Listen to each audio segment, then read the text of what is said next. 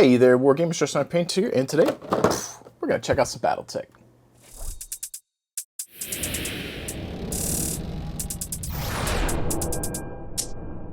I'd like to welcome you guys back to the channel. If you are new here, please help to strike that like, subscribe button, and if you're a returning viewer, thank you so much for tuning in to continue to help support what I do. That said, I picked this force pack up off of Amazon, hoping to get it in quickly so I could get a review here and show you guys the contents, and it came in pretty darn quick. If I recall, I think the MSRP was like $35. I think that was about what I paid, which falls in line with what we were used to paying for the 4 packs of mechs now. So this one here is the first of a wave of House Davion themed force packs, which I'm not sure when the other ones will be out. I know I saw some early at Southern Assault last fall. There's one with a Legionnaire in it, which is really neat. I tried to get a hold of those so that I could showcase them on the channel early, but was not able to do so. So that said, let's go ahead and get this one popped open here. And I think we already kind of had a glance at the package as I was rotating it around here. Nothing super fancy. And the background image in there, as we can see, has got the Davion Sun and Sword. So nothing particularly crazy there. That would be one of the few times where I'm not terribly worried that this isn't an insert because it's so basic. I mean, it's fine, it looks cool, but the other artwork is just, better. So, anyways, we've got our 4 little mech bros. Let's get in a smooch tighter here so we can see. Get our cards. And as we do here on the channel, I will pause on each card and give you guys a moment to check out the abilities and the pilots on each side. So we got that one, that one, and that one. I think we'll do the T-Bolt last because it's got some extra parts. So it looks like we got, I think these are all new.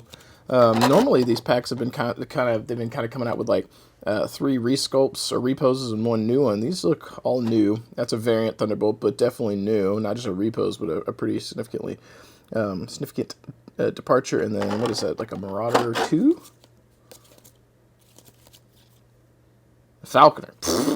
I wouldn't have known that. I don't even know what that is. Ain't never heard of it. All right. So let's go ahead and we'll do the T-Bolt last. Last for the T-Bolt. All right. So we're going to go ahead and go with the Templar. So we'll go ahead and give you guys a moment to check out the card here. We've got Tancred Sandoval. Swoop, swoop. And then we've got Arden Sortek.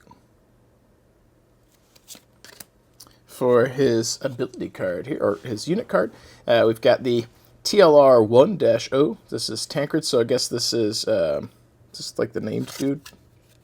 Yeah, so are they both named? No, okay. So I guess this one is meant to be him specifically, even though they don't give us a skill there. And this one looks like to be the generic.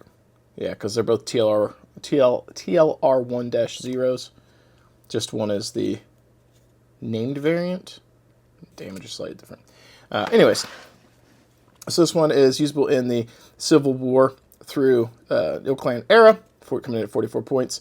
Size 4, so an assault mech, TMM 1, 8 move, 5/5/1 for damage, OV 1, and he's got 13 life. Not too bad. Based on the baseline that I look at for like the 333 for 33 or 30 something points, whatever it was, for the Mad Dog that I like, this one comes in a little bit more, got more life, less TMM, less movement, but more damage, so not too bad for, I think, 44 points. Let's flip over and check out the other side at 3 points more. We've got the standard TLR 1-0 variant of the Templar, usable in the same eras. TMM 1, 8 move, 6/6/2 for damage, 13 life. So you give up OV 1 for guaranteed damage at short, medium, and long, and for only 3 points more. Honestly, if you've got the points, I would pay for the 3, so you don't have to actually tinker with the heat. The issue with this one, or the issue with these compared to each other, is that every turn that this can fire, it's always rolling 6 dice. any turn that you overheat with this guy, the next turn his combat effectiveness is going to go down. So then you have to weigh in, do I want to shoot this turn or do I want to clear heat? And if you clear heat, that's a turn you're not shooting, which means that this guy is going to be consistently rolling damage more frequently. And with this one, overheating, one of the strategies is to kind of spike damage, but it's really not spiking that much when it's just matching the other guy's damage. Usually you want a really high number here to push those up and get that point total down, but you really didn't save that many points. So I would go with this variant if you've got it, and if you need to shave 3 points, you can shift from there. So here is our model for this particular fellow. And definitely get some Templar vibes from it with the kind of cross here on the shoulders. Most details look pretty nice and crisp. Not a huge fan of the flashing on the barrels and the mold line going up over the top of that.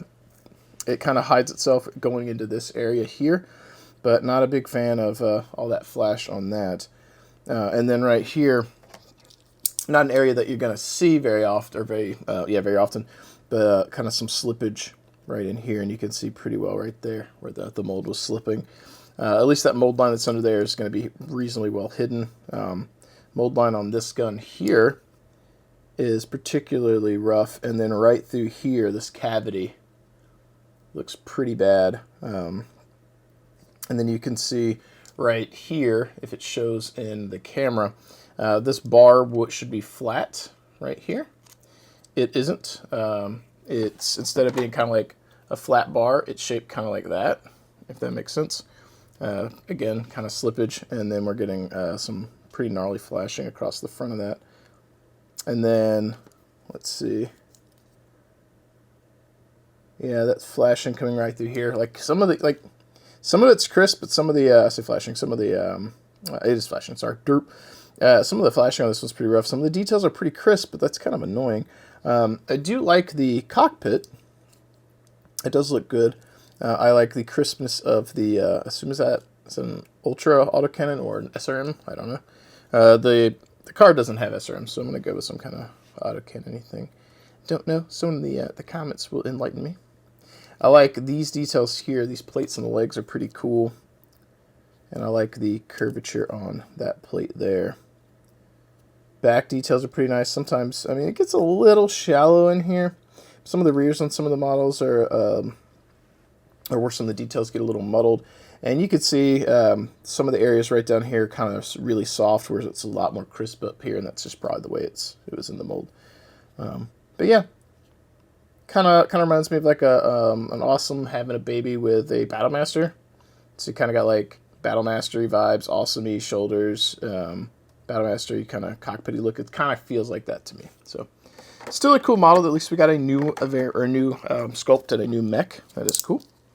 When it comes to hobby tools and paints, Monument Hobbies has the best in the business. Their Pro Acrylic paint line offers unmatched coverage and vibrant colors, perfect for all of your miniature projects. And with high quality tools to match, you'll always be ready to create. Save 5% on your order with the coupon code ARMEDPAINTER. Elevate your hobby game with Monument Hobbies.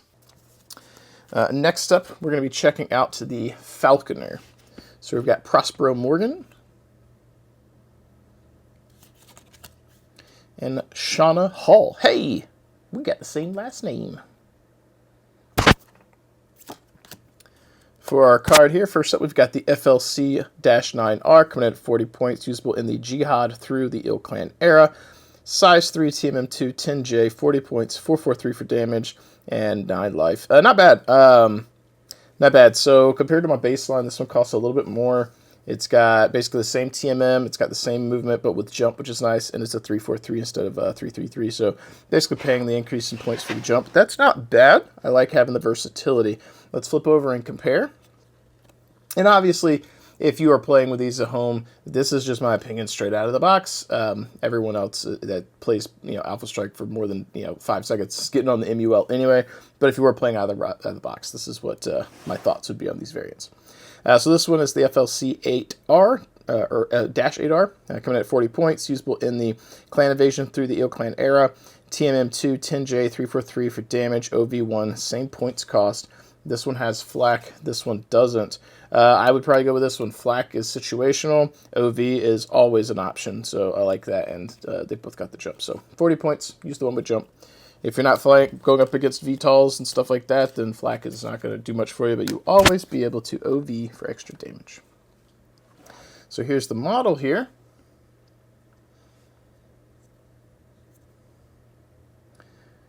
Yep, I still really wish those mold lines were in a different spot. The ends of the barrels feel a little better. I'm assuming these are definitely two different type of guns. This one's got an area for the laser beam. Maybe it's some kind of PPC or large laser or something like that. I'm not sure what that one's supposed to be, but the internal spot right here is a little different than that one. So, yeah, so we've got the same kind of issues we've got with some of the other ones in terms of mold lines. This one hides some of them. Unfortunately, going across the knee, it's kind of rough. And then there's one that kind of goes up here, because the way that the mold was, the mold line comes here, and then it goes behind that ball socket arm piece, which is kind of annoying. And then right over here. So some of this, as you're cleaning, that's pretty rough right there. Some of this, as you're cleaning, you might actually be changing the kind of shape there. That's that super round. I don't know if that was supposed to be super hard edge or not. It's kind of soft, but cleaning the mold line right through there, you might actually scrape off some of that and make it even more smooth unintentionally, just trying to get the mold line off. So something to consider. So yeah, this one's definitely not my favorite sculpt. That also, you can see where somebody messed up with gluing. There's glue. Come on, I don't know if I can actually get that in camera, if you guys can see it. But there's glue right here that scrapes over the top. Probably clean that off, but kind of also slight irritation. But yeah, visually, I'm not a big fan of this one. Stat-wise, good stats. Goofy-looking model, in my opinion. I don't mind the Marauder 2, the Marauder 2C, but like this one just feels weird. It hunches forward, which is kind of similar to the Savage Wolf in some way, in some regards, the way it's shaped kind of forward-facing, or forward, like, with a lot of weight distribution towards the front. But this one just doesn't do it for me. It's kind of weirdo one, personally. But tell me what you think in the comments below. Let me know if that's a favorite of yours and I'm sitting here taking a poop on it. Tell me why I'm wrong. All right, next up we've got the Thanatos, one of my favorite mechs to play in MWO. Lisel Foley, if I got that right. Shoop, shoop. And Mark Stephenson Johnson. Getting some Optimus Prime vibes off that one. For the unit here, we've got the TNS-6S variant coming in at 45 points. This one's usable in the Dark Age/Ill Clan era. Team M1, 8 move, 12J, 343 for damage, 1 OV, 11 life, CS3, IF, jump strong, Mech HQ. All right, so, sorry, I think I said 3S, C3S. I was having like some weird mental crap happen there. I don't know how I read that wrong. C3S, so you've got your C3 network. If you're not building to use this, it's kind of a waste. You're paying points for something not using. IF situational, jump strong's really good. Making him effectively TMM3 when he jumps is pretty good. Mech HQ is only useful if you're using the optional rules for, was it Battlefields, not support. I forget what that thing is called, but there's a section of the book for what Mech HQ would do for you, and those are optional rules. So this one is coming in at 1 point more for the TNS-4S. Team M2, 10J. This one's usable in the Clan Invasion through the Ill Clan era. 441 for damage. 3-3, or sorry, 3. Sorry, I was counting pips and I went 3. So we've got 11 life here, or excuse me, 10 life here, and C3S, ECM, and Mech HQ. Yeah, so you're paying for that C3. Not a big fan of that if you're not actually using it, and I'm not seeing any other C3 in the box, so you're really going to have to build to make that one work. If I had to choose between the two, probably go with the 1 point cheaper one, because it's got OV, and it could push that medium range damage to higher than this one. This one's a 4, this one's a 4, OVing for 5. Granted, the other one's got 4 damage raw at short. This one you'd have to overheat to get there, but most of your combat's probably going to be at medium range anyway, and it's not too hard to back up and get yourself back into medium for shooting. This one also has strong jump jets. This one does not, so for 1 point less, go with this one if you're going to use these cards. If you're going to get on the MUL, though, do not use those variants that have C3, because assuming there's ones without C3 on the MUL, because like that's, you're paying points you're not going to use. So let's check out the new model here. Right out the gate, I like this gun. Kind of cool, big looking. Mold line across the top here as usual. Hopefully not too bad. Mold line going right through here. And that's kind of rough there, but maybe doable for cleaning.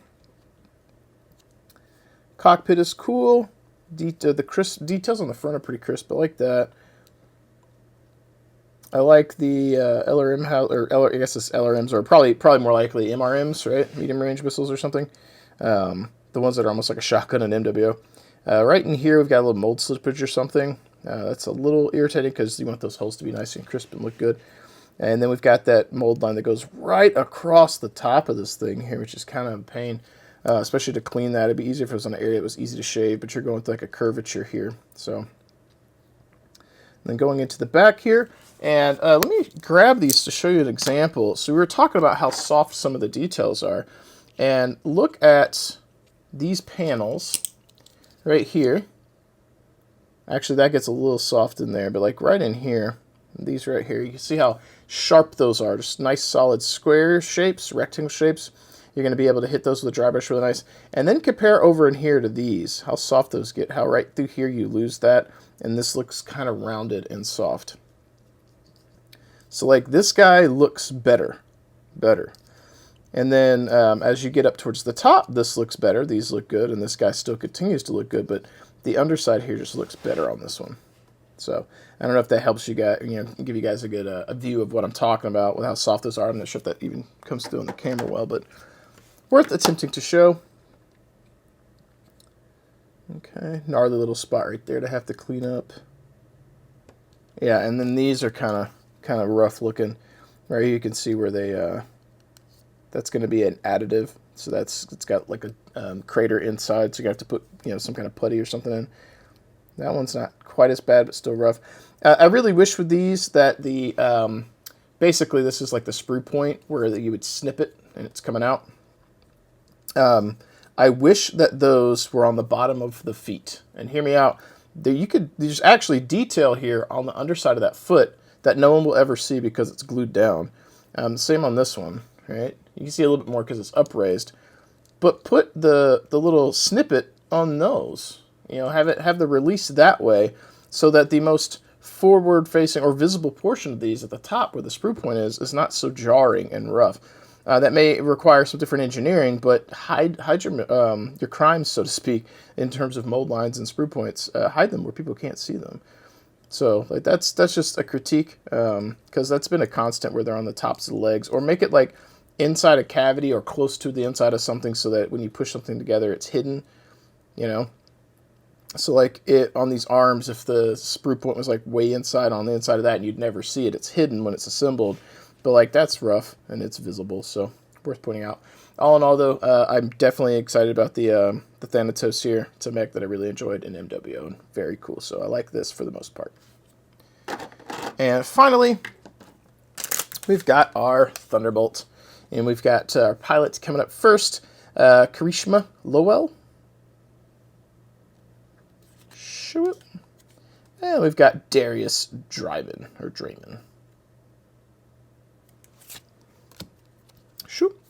For our first variant here, we've got the TDR-11S, 37 points, coming in at 37 points, usable in the Jihad through Ill Clan era, TMM1, 8 move, 431 for damage, OV1, and coming in with 12 life, AMS, and case.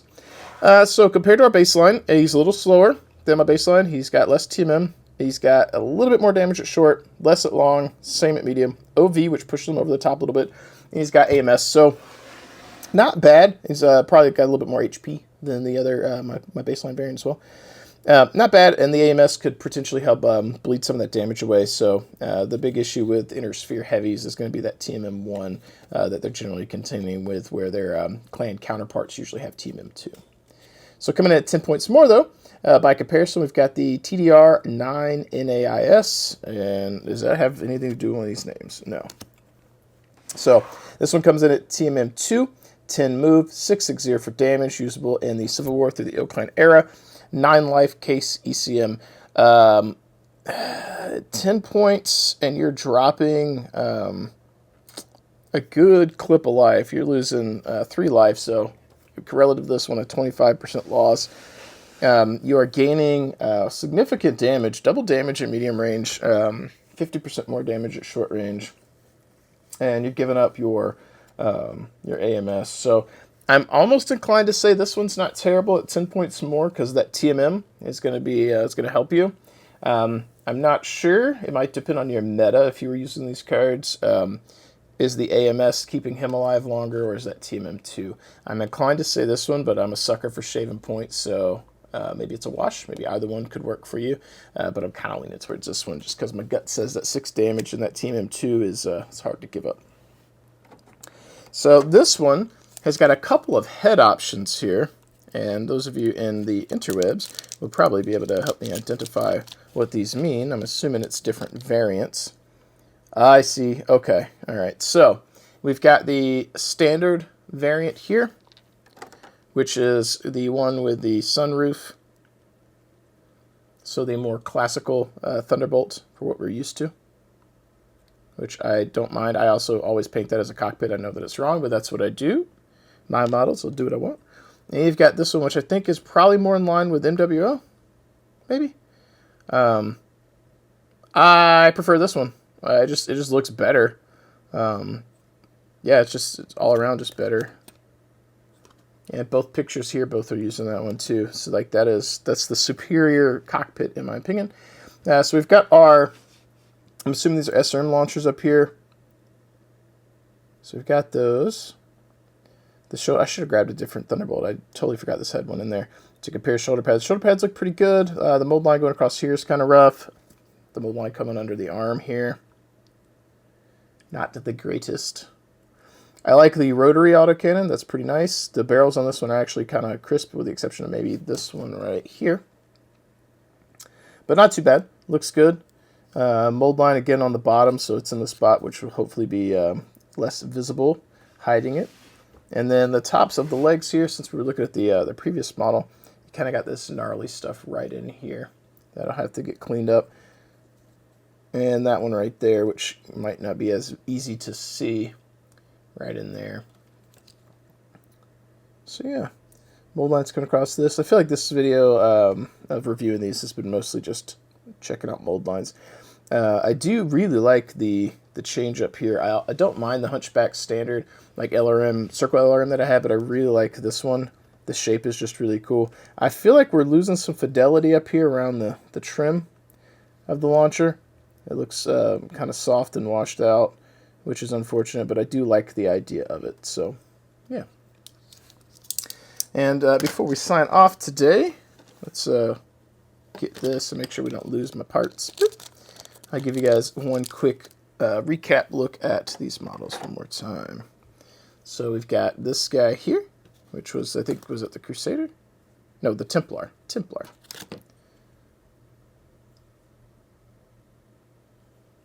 Nice hefty. We've got the Falconer, which I just do not care for. This thing is goofy looking to me. I just visually, not a model I'm interested in painting personally. It could have really good rules, maybe even good variants, and I may still not want to paint this because it just visually does not appeal to me. That's personal preference, though. There's probably plenty of people in the comments telling me how cool that model is, and that's okay. I'm a big fan of lots of models that people hate. Like, I like the Urban Mech. It's like 50-50. We got the was it Thanatos? I do like this one. Obviously, being critical of the mold lines to show you guys what you're getting into. But I do like this model. It's very cool. And then finally, oldie but goldie, our Thunderbolts, which might be tied for my favorite. I think this one and Thanatos they're just going to have to be tied because I'm a sucker for Thunderbolts. One of my favorite models, or favorite mechs. And then the Thanatos is just super cool. This one having the rotary autocannon is really sweet too. And I like that they gave us a cockpit option because that one is just superior in my opinion, and I like it. Wish those missiles weren't so soft or muddled right around the edge there because I really feel like we're losing some detail. But all in all, happy. So that said, and let me know what you guys think. Have you picked up this set for yourself? what are some variants of these mechs that you like, which one is your favorite from this, and why is it one of these two? I'm just kidding. If it happens to be the Falconer or the Templar, it's okay too. Share your thoughts with me on these units and enlighten me. Maybe there'll be some reason for why I would want to run some of these, or maybe there's some lore reason for why they are important. But on that note, folks, that's all I've got for you today. As always, keep painting your models, keep rolling your dice, and I will catch you guys next time. Thank you so much for watching and being here with me today. I pour a lot of time and passion into every video, and I genuinely hope it adds something to your hobby experience. If you've enjoyed today's content and want to see more, consider supporting me over on Patreon. Every little bit of support helps fuel what I'm doing here, and it truly makes a difference. Whether it's a few dollars or simply sharing the channel with others, your support means the world to me and allows me to keep doing what I love and hopefully inspiring you along the way. A huge thank you as well to all my sponsors, Monument Hobbies, Fortress Miniatures and Games, Baron of Dice, and Deathler Designs as well. Their backing is vital to the channel, and if you're in the market for top quality paints, miniatures, dice, or terrain, please check out their links below. Not only will you be picking up some great products, but you'll also be supporting this growing community we share together. Thank you so much for watching, and for your time, and for being a part of this journey with me. As I sign off today, let's go ahead and highlight some awesome patrons who are helping fuel this journey we're on together and helping keep things going.